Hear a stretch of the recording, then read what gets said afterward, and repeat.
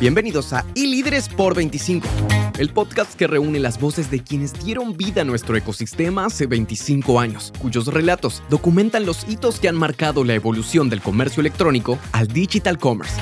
Ponte cómodo, estás por escuchar un testimonio único que define a nuestra industria. Y seguimos con más iLíderes por 25, trayéndole a los protagonistas, a los iLíderes de nuestro ecosistema que hicieron posible que hoy estemos hablando de 25 años y que vengan a contar en primera persona, y yo lo desarrollo después en tercera persona en estos libros que son Génesis de un futuro digital, que están todos disponibles en Génesis futuro.digital, ya los 25 libros, pero que se escriben gracias al aporte de todos ustedes. Pero primero, Fernando, ¿te imaginabas que íbamos a tener un evento como el Vistes Connect Latam con 22.000 personas y esta energía, esta vibra que hay hoy? Mira, Marcos, si te soy sincero, digo, la verdad, hace años que se empezó a desarrollar fuertemente el canal digital en México, todo el ecosistema, y la verdad es que si volteé un poco a ver cuando arrancábamos, pensar en que llegaríamos a un evento... Quijotes y Sancho Panza, ¿no? Bueno, sí, éramos, sí. Nos contábamos con los dedos de la mano, ¿no? Nos contábamos con los dedos de la mano, etcétera. Entonces, sí, la verdad es que en ese momento se veía lejano llegar a un evento de esta magnitud. Todavía años recientes, que justamente tú me platicabas, vamos a llegar a un evento con esta cantidad de personas asistiendo. La verdad, hoy verlo hecho una realidad, pues la verdad es que da gusto por el ecosistema y a ver, yo creo que ya viendo esto, seguro que el potencial sigue para adelante, ¿no? Bueno, México puede tranquilamente pelearle la corona a Brasil, ¿no? O sea, son junto con Colombia, Brasil, México, Colombia, Chile, Argentina y Perú, son las turbinas del Digital Commerce en la región. Pero vamos a ir a por qué estamos acá, ¿no? Porque esto es un homenaje a nuestros iLíderes. Y contanos cómo empezó el Fernando Digital, no el piloto, el Fernando Digital. ¿Cuál fue tu primer contacto con digital? En el caso mío, un Spectrum 32K cuando yo estaba en cuarto grado. Cuarto grado, vos y yo somos del milenio pasado, no del siglo pasado. Claro. Mira, a ver, a mí, curiosamente, cuando inicié mi carrera, me tocó trabajar en... No, pero antes de eso, porque antes de ser piloto. Ya. No escudería karting, no es Fórmula 1, sino, ¿cuál fue tu primer contacto con digital? Mira, yo creo que fue, probablemente haya sido el tema con videojuegos. Yo soy de la generación del Nintendo clásico del NES. Bueno, no el Atari. El Atari más viejo. Por ahí pasé también por Atari un poco, pero realmente cuando me entró fuerte ya el tema fue con el tema del NES. Y fíjate que yo jugaba un poco de niño siempre al tema como de inventar. Me llamaba mucho la atención el tema de inventar cosas. Claro, a lo mejor en ese momento me imaginaba más un tema de inventar cosas físicas, robots, ¿no? Metías mano. Vos sabés que yo quemé la Commodore 64 que me regaló mi padre, a la familia, ¿no? A todos mis hermanos, somos 5, porque se me ocurrió meterle, viste que tenía un port atrás, un cartucho, podías cargar un cartucho, quería ver si era compatible con el Atari. Ok. Y no era compatible. No era compatible. Bueno, la Commodore 64 mi padre también cuando la vio desarmada y yo le dije, ¿se quemó? Dice, dijo, yo te decía, pero yo estaba en séptimo grado. Sí, séptimo grado. Me dijo, ¿qué cabeza la tuya? ¿Cómo se te ocurrió? Sí. No, claro. Experimentando, ¿no? Te entiendo, ¿no? Y el tema a mí de inventar me gustaba, ¿no? Entonces, a lo mejor un poquito el tema digital pues me ha permitido seguir inventando. Y ahorita que me hiciste traer a la memoria el tema de la Commodore, yo le seguí por ahí el tema con una generación de computadoras quizá poco conocida, pero que eran las Amiga, que era un poco la evolución. Sí, bueno, eran palabras mayores. Eran palabras mayores, sí, claro. ¿Y cuál fue tu primera escudería karting, Fórmula 1, donde empezaste en digital? ¿No fue Danone? Digital. No fue Danone. Y te digo, curiosamente ahorita lo que te empezaba a platicar es yo trabajando en Grupo Modelo. A ver, te hablo, es más, todavía ni siquiera iniciábamos este milenio. Por eso, antes de Ambev. Antes de Ambev. Sí, te hablo del 1998, 1999. Me tocó un poco cuando el tema de internet era un boom, quizá era un tema que todavía no se enseñaba en las escuelas, y me tocó el tema de empezar a querer vender, más allá de levantar pedidos de cerveza por internet, más bien en el tema de empezar a vender todo el merchandising de las marcas de Grupo Modelo, y quizás sin saberlo me tocó desarrollar uno de los primeros e-commerce que hubo en México, que era, todavía me acuerdo del URL, coronavirshop.com, que era justamente, nos conectábamos incipientemente, si tú quieres, a mensajerías, incipientemente a pasarelas de pagos, pero pero empezamos, tan es así que se convirtió en una tienda física en la Colonia Roma. Bueno, esto es lo bueno de Génesis de un futuro digital, de estos 25 libros, porque si esto que Fernando, que yo no lo conocía, no lo contás, esto como los papiros, los e-papiros del Mar Muerto, se pierde. Ahora quedó indexado, tus nietos van a decir, mira vos, lo que había hecho, lo que hacía el abuelo. Pero ahora, vamos a hablar de 3 momentos, porque me tenés que, y te la voy a poner complicada, es en Direct to Consumer. ¿Cuándo fue que vos dijiste, acá hubo un cambio de chip, hubo un anabólico, hubo un acelerador que hizo que el digital explotara para lo que es Direct to Consumer? O B2B, te dejo los dos. Sí, quizás me voy a enfocar un poco en el tema en el Direct to Consumer, ¿no? Y a lo mejor, yo creo que un poquito como en general en los canales digitales, pues la pandemia marcó también un antes y un después, ¿no? Entonces yo creo que el tema de la pandemia nos hizo acelerar a lo mejor... Pero en la pandemia vos ya estabas preparado, ya quieras o no, porque si no te agarrabas preparado, la pandemia te pasaba por encima. Correcto. Sí, a ver, creo que tuvimos la visión en aquel momento en Danone, ¿no? De prepararnos, pero de visualizar. Pongamos contexto, ¿qué venden a Danone al consumidor por canales digitales? Por canal digital, sobre todo lo que tiene que ver con marca Bonafont, con agua, y sobre todo lo que es particularmente la división de garrafones, ¿no?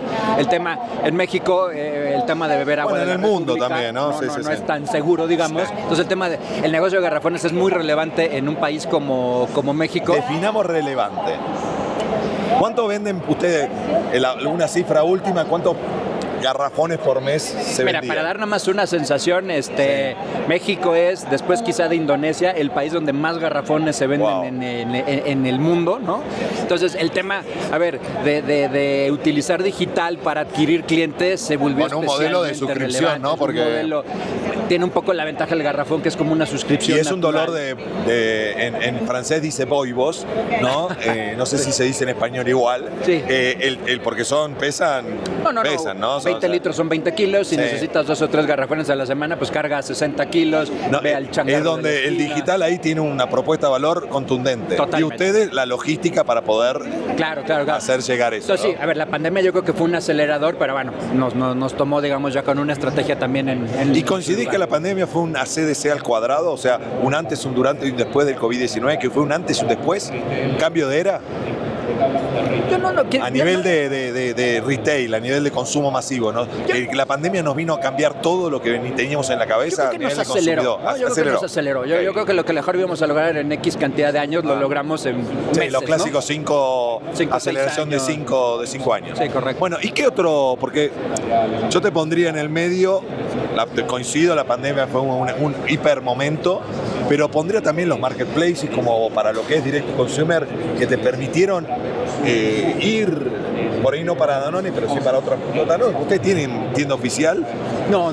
Realmente lo que se hizo muy relevante fue toda esta división en la parte de garrafones. Pero yendo para lo que es Direct to Consumer, otros, si querés, escuderías, ¿qué otro, vos como experto de la industria, ese Ayrton Senna, porque te voy a nombrar el Ayrton Senna o si querés el Checo Pérez, ¿no? Se puede, el digital, de Direct to Consumer, eso para tus nietos. Ahora dice, mira vos, era el Checo Pérez o el Ayrton Senna. No sé cuál te gusta más, Checo Pérez o Ayrton Senna. Checo Pérez del Direct to Consumer, no solamente en México, en la región.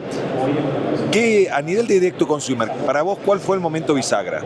Otro, porque yo te diría, uno para mí puede ser las super apps y los marketplaces, ¿no? Que permitieron llegar al consumidor a las marcas que no tenían forma, no tenían ese músculo del digital. Sí, mira, a ver, yo creo que a lo mejor algo que acompañó fue el tema donde a lo mejor también el Direct to Consumer se vuelve una fuente, a lo mejor uno de los roles que juega el Direct to Consumer es una fuente de información para conocer de primera mano al consumidor, ¿no?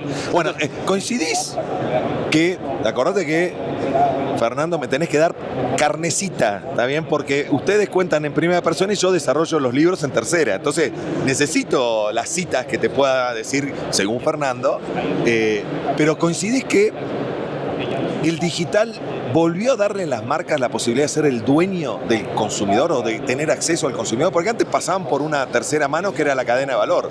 Y vos no tenías el consumidor con nombre y apellido. Vos tenías un consumidor que lo tenías con un grafo social nada más, pero no tenías el nombre de Marcos y sabías lo que te compraba Marcos y por qué te compraba Marcos. Correcto. Hoy sí. lo tenés nominado, antes lo tenías innominado.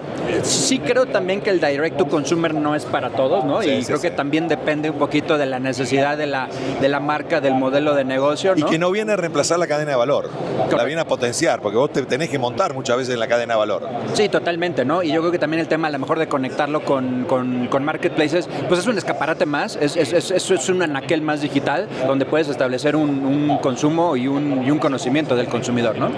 Y bueno, y tercer momento, ¿cuál sería el tercer momento para vos? ¿Dónde metés inteligencia artificial?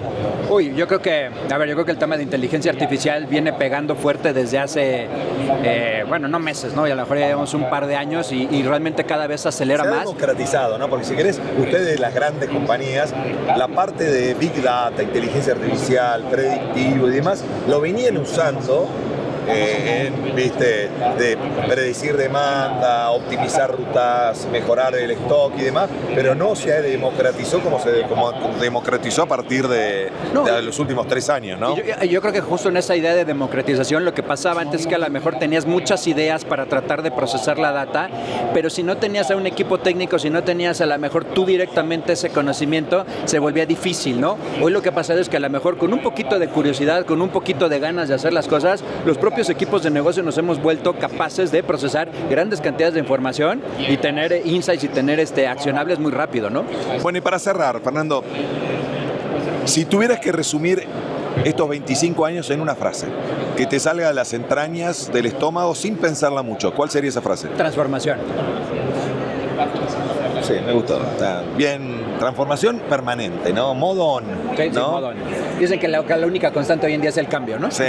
Y desaprender para volver a aprender, ¿no? Para aprender, totalmente. Bueno, si les pareció interesante esta entrevista con Fernando, sigan las próximas en Génesis Futuro.digital, que tienen las más de 200 entrevistas ahí, líderes como Fernando, que hoy oficialmente lo voy a nombrar el Checo Pérez, bueno, con el casco de Ayrton Senna, el Direct to Consumer en México y la región. Así que y algo que siempre digo que nos permite esta historia que nos trae y conocerla de primera fuente a partir de sus protagonistas, es entender el pasado para dominar el presente y estar preparados para surfear, para montar lo que se viene a futuro, ¿no? Porque es un déjà vu lo que estamos viviendo, con otros sabores, con otra música, pero... Es una espiral, ¿no? Es una espiral evolutiva. Y sigue también, siendo consumo masivo, sigue siendo claro, el job to be done, atender a ese cliente, ser rentable, ser sostenible, pero hay que resolver temas complejos en forma sencilla. Si seguimos con más y Líderes por 25. Gracias. Chau. Gracias por unirte a iLíderes por 25. Si este contenido te ha gustado, compártelo para que más personas puedan navegar el origen de nuestro digital commerce. No olvides suscribirte para no perderte las próximas conversaciones con los líderes que continúan escribiendo la historia de nuestro ecosistema. Hasta la próxima, donde seguiremos explorando, aprendiendo y construyendo el futuro digital juntos en iLíderes por 25.